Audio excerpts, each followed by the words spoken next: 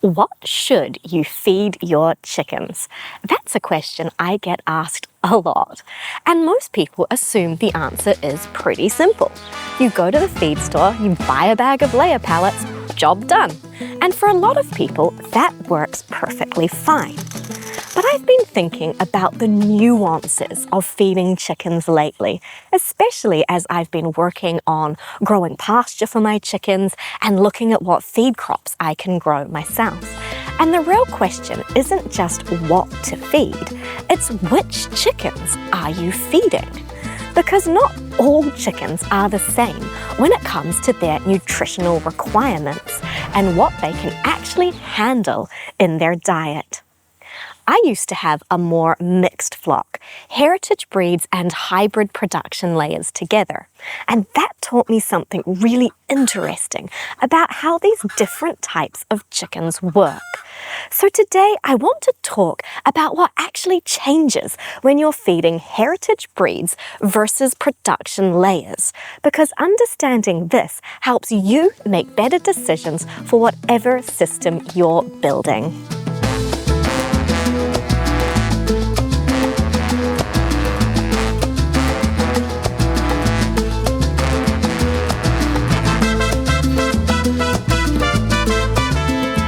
So, let's start with the obvious thing. Heritage breeds like Orpingtons or Barred Rocks, these are big birds.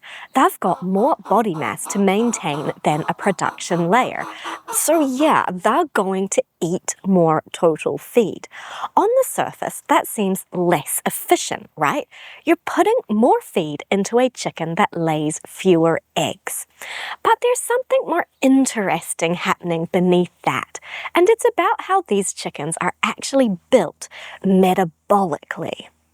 Production layers, and I'm talking about birds like Isa browns, brown shavers, highline browns, these hens have been bred for decades to lay over 300 eggs a year on very specific, high-density commercial feeds.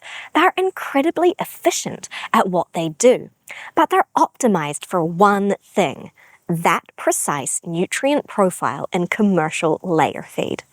Think of it kind of like a Formula One car. Incredible performance, absolutely remarkable what these chickens can do. But they need precise premium fuel. You can't just throw anything at them and expect the same results. Heritage breeds, on the other hand, these chickens were developed over generations, often by farmers who were feeding them whatever was available. Kitchen scraps, pasture forage, homegrown grains, stale bread, whatever was around. So they were selected for the ability to handle dietary variation.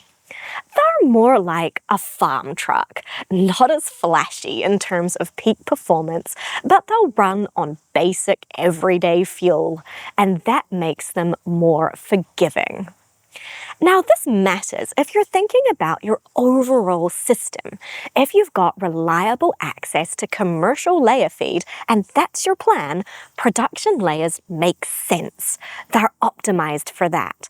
But if you're growing pasture, if you're thinking about what happens when feed prices spike or availability gets uncertain, then you need chickens that can handle that flexibility. And that's where heritage breeds really shine.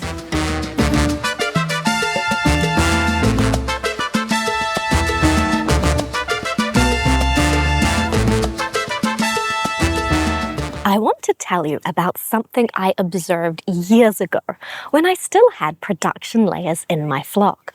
I had some brown shavers. This was 5 or 6 years ago now. I don't have any production hens anymore, but I was watching these hens as they got older. And they kept laying. Their shell quality was declining. You could see it getting thinner, more fragile.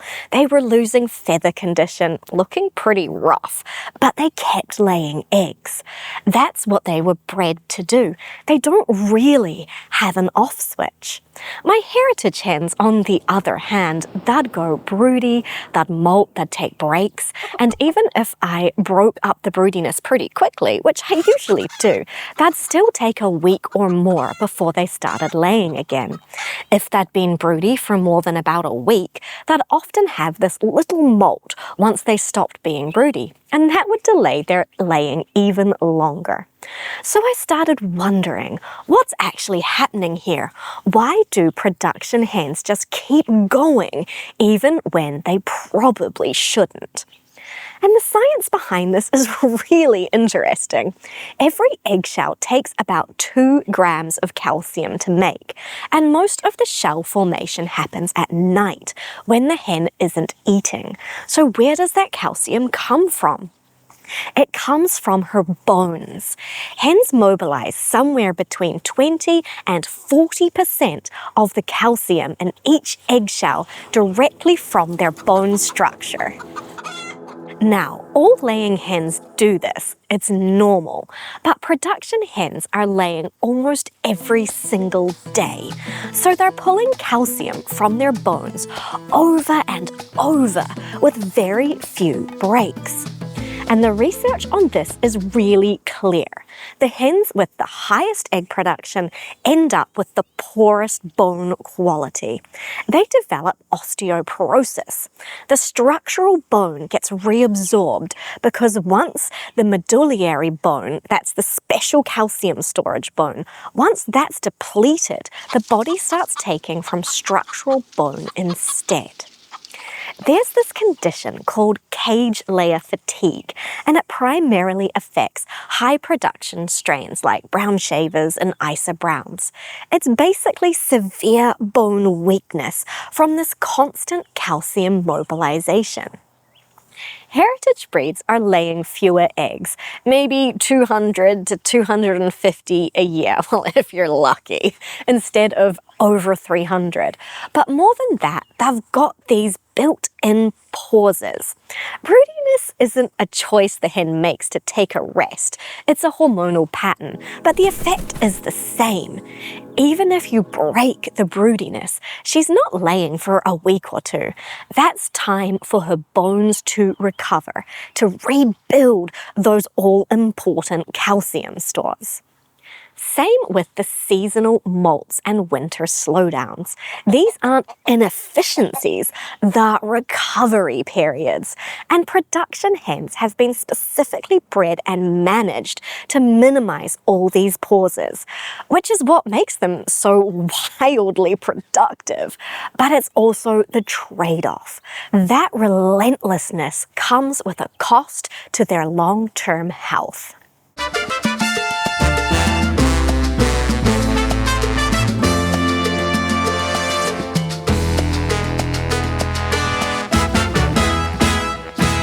So what does this mean practically when you're actually feeding these chickens?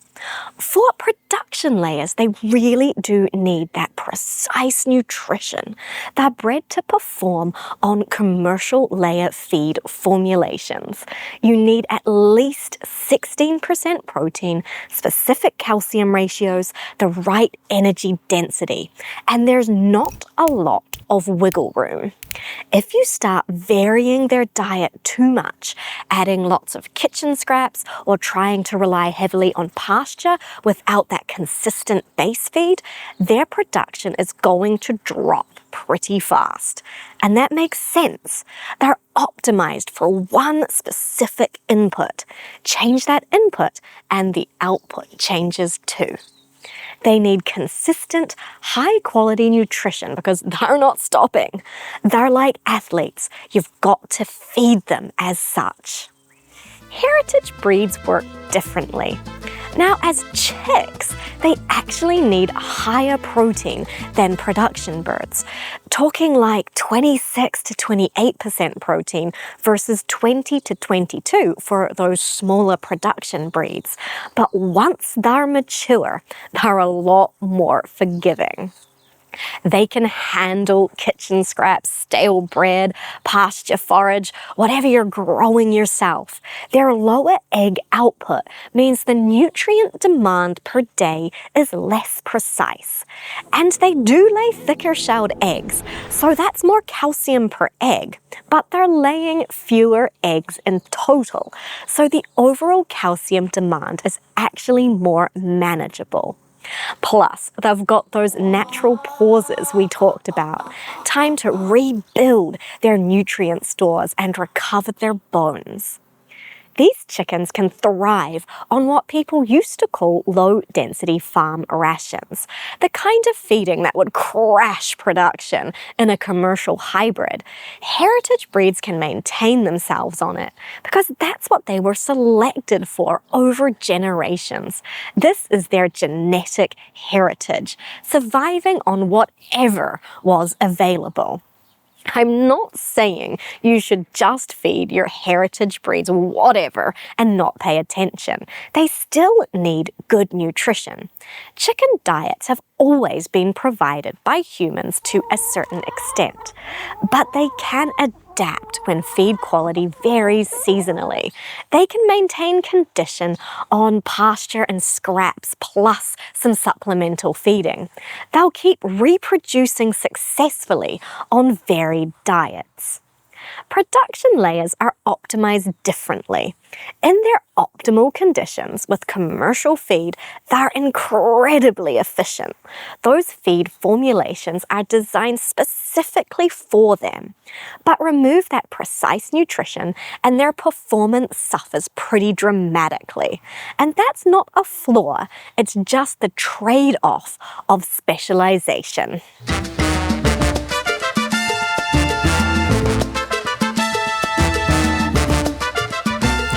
Alright, so how do you actually use this information? Well, it comes down to matching the chicken to your system. If you're relying on commercial feed as your main strategy, if that's what works for you and you've got reliable access to it, then production layers make a lot of sense. They're efficient on that diet. You get maximum output for the feed you're buying. Just understand they need that consistency. But if you're building more flexibility into your system, if you're growing pasture, if you're looking at homegrown feeds, if you're thinking about what happens when feed prices go up, then heritage breeds give you options. They work with those varied input systems. They handle seasonal changes in what's available, and they can reproduce. So you're not dependent on buying chicks every few years. When I had both types in my flock, I fed to meet the production layer requirements, and the heritage breeds did fine on that diet. They're flexible upward. But you can't really go the other way.